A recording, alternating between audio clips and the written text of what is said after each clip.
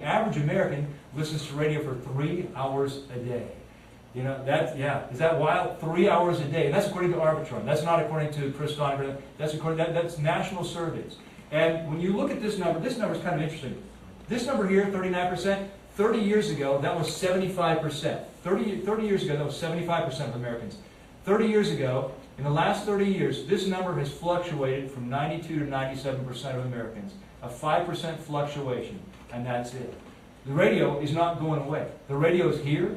It's not going anywhere. You know, and when you look at TV now, you can TiVo TV and all that kind of good stuff and blow past every commercial in the whole wide world. You can't do that with a radio. You can't do that with a radio. 65% of Americans have a radio available to them at work. Is that a good time to drop a new opportunity into somebody's lap when they're working and maybe they're not doing, maybe their boss just yelled at them, like my wife's boss did 2 days ago, and now she's a little upset at this point. You know, that stuff happens all the time. The radio allows you to reach people when they are working, when things are going good, when things are going okay, and when things are going bad. It allows you, you know, the one question I've asked every company in America is this. If you had a choice, if you had the ability, would you prefer to be talking to applicants who are currently employed or those who are unemployed? In 30 years I've talked to companies, not one company said, man, if I can just find some more people that just got fired, that would be so cool.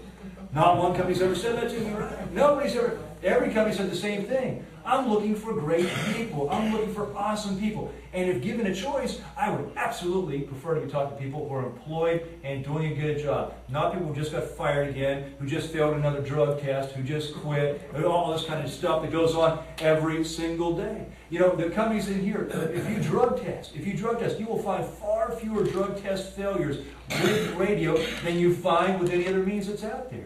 The quality level goes throughout their entire body.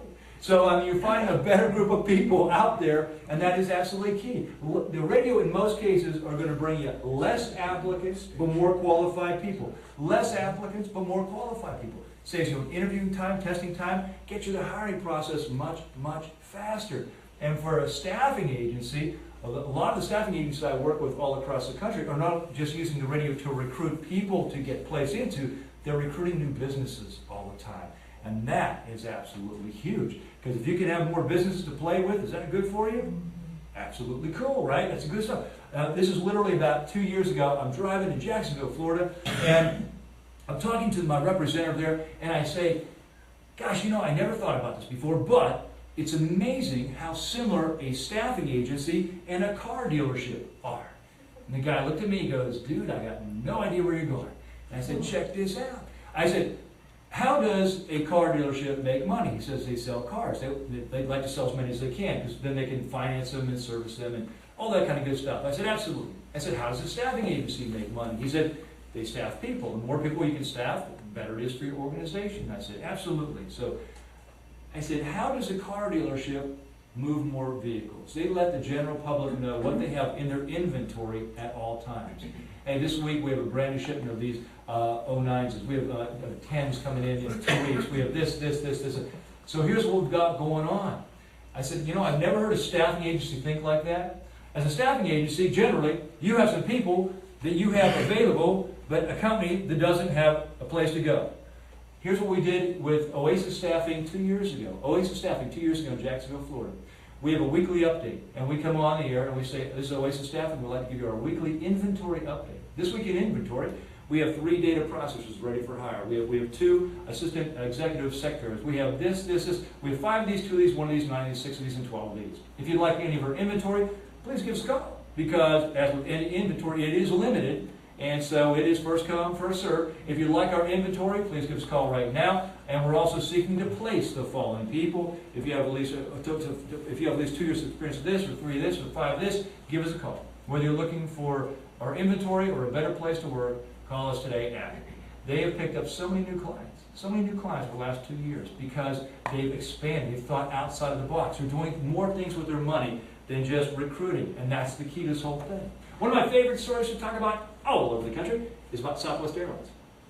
Libby, who I understand is a great speaker, just a dynamic, fun, energetic speaker, former HR director of Southwest Airlines. She's doing a seminar in Dallas about Southwest Airlines, how well it's run, how profitable, all this, the great successes, the longevity of employees, morale.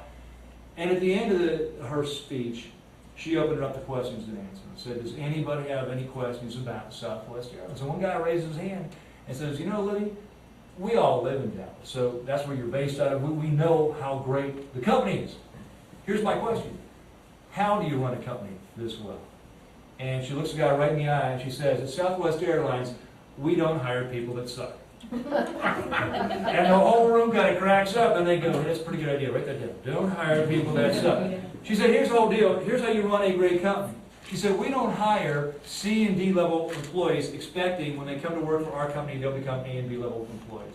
We don't hire people that used to get in fights where they used to work thinking they'll be all Christian when they come over here. We don't hire people who are habitually late before thinking they're going to be dead on time when they come working for our organization. You hire great people to do great things, and that's very simple. Jack Welch was on CNBC last week, and they asked Jack a simple question, the former CEO of GE. Jack, if you had to start a company all over again, from scratch, what is rule number one? What is rule number one for the organization? The unbreakable rule. And he said, that's real simple. He said, it's hire great people. If you hire great people, everything you have planned out for your organization is possible at that point. If you don't hire great people, then whatever you have planned, it may or may not ever get done.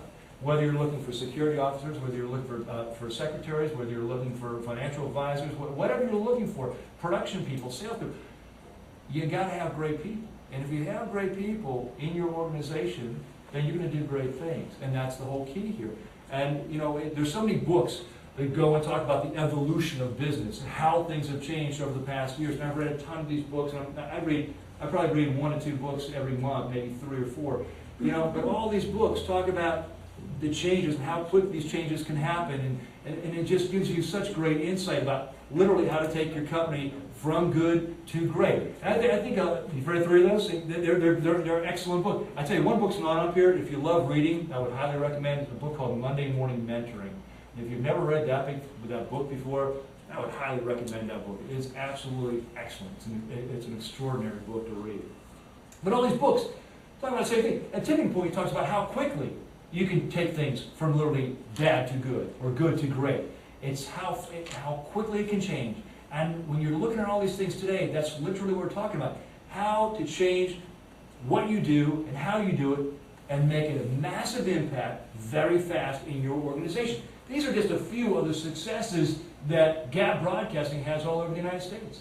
Whether it be schools for student recruitment, or whether it be entry-level, high-tech, medical, professional recruitment, all across the board, all these companies have had massive success recruiting on the stations within the last 12 months.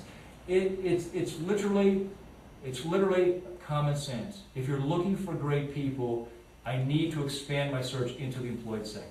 You know, are there a lot of good unemployed people in America? Absolutely. Are there some people in America that should be unemployed? Absolutely. But still, you know, so many of the great people that are out there are employed.